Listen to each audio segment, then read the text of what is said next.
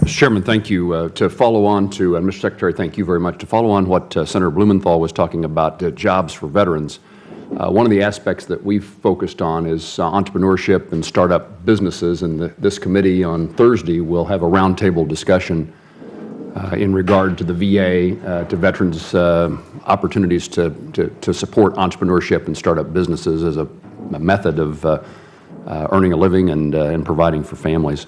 So I appreciate that that's occurring, Mr. Chairman. Thank you very much. Mr. Secretary, when we last visited, which I think was in January, I, as usual, highlighted the shortage of professional health care providers within the VA system, especially, at least what I'm most familiar with is in Kansas. We talked about our CBOCs, and Kansas is a very rural state, long distances to travel to the VA hospital. We've been successful with the VA's help in opening CBOCs, but we have a tremendous shortage of physicians, nurse practitioners, and physician assistants. And most of our CBOCs no longer have a physician. And my understanding is that that hasn't changed since we visited in January. So I want to highlight that problem once again. I also raised the topic of mental health professionals. The VA's plan in April was to hire 1,600 new clinical mental health staff, including marriage and family therapists and licensed professional counselors. And my understanding is that, and maybe you've included this in your testimony, that a significant number of that 1,600, a little over 1,000, have been hired. But the numbers in Kansas are surprising or discouraging to me.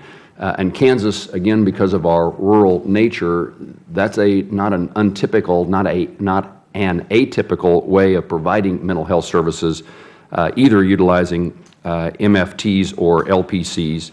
And from August of 2011 to August of 2012, there were no MFTs and no LPCs hired at any Kansas facility. USAjobs.gov, VA has posted 0 positions in Kansas for either one of those professionals, for either one of those professional licenses. Vision 15 as a whole, Kansas City, Missouri had 2 MFTs and 0 LPCs on staff. St. Louis had 2 LPCs and 0 MFTs. These two groups represent 40% of the mental health professionals in the United States, but only 1% of the VA workforce. I'd be interested in your response and your suggestions of how we can provide mental health services to more Kansas veterans. Let me call on Dr. Petzel. Thank you. Thank you, Senator Moran.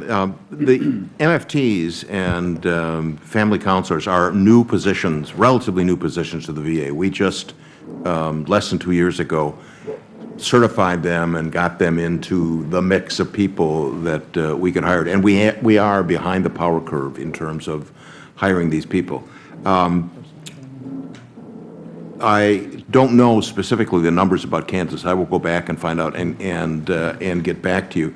And you make an excellent point. Hiring these people who are recruitable in rural areas, I think, is a very good alternative to the difficulty that we have in hiring psychologists and psychiatrists in those areas. So I will be in communication with you about Kansas specifically and what we might be able to do. I appreciate that and look forward to your response. It reminds me of the effort that I was the sponsor of legislation in the House now years ago to incorporate chiropractic care within the VA.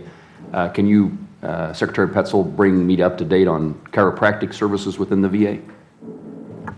I would like to take that for the record, if you don't mind. Right. We do employ them at virtually every one of our medical centers, and a substantial amount of referral business outside. It remains a priority for me. Again, the rural nature of Kansas, chiropractic care is a significant way that health care services are delivered, and it may be the same pattern. The VA, in my view, was very slow. This is before either one of any of you's time, but very slow in incorporating the mandate, the requirement that the VA provide for chiropractic care within the VA system.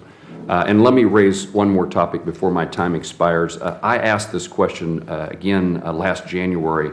I've not received a reply, and it is apparently not in the FY14 budget. There has been considerable planning for a joint VA, DOD medical facility at McConnell Air Force Base, and not in the budget. And I asked for a status update last January about McConnell and the Dole VA in Wichita. And perhaps, again, for the record, or if you know information today, I'd be pleased to know what, if any, progress is being made. Dr. Petzel. Thank you, Senator Moran. There is a proposal that's been developed for a major construction project that would be a joint venture with, as you point out, McConnell Medical Center. It's $154 million. It was submitted. It was in the mix of those projects that were rated. In the SCIP process, which rates the construction projects, it did not score high enough to be funded in 2014. And that scoring takes place at the VA or within the administration? Where is that scoring? Scoring is done by the Department of Veterans Affairs. VA. Okay. And what does that mean then for the future of this project? Well, the expectation would be that this project will be submitted again and will be scored again.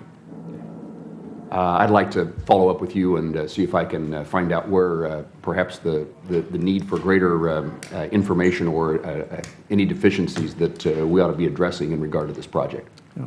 Certainly. What usually happens on the strategic capital investment plan, this rank ordering, this prioritizing, the ones that are funded get worked off, and then there's a review, and then others move up in subsequent cycles.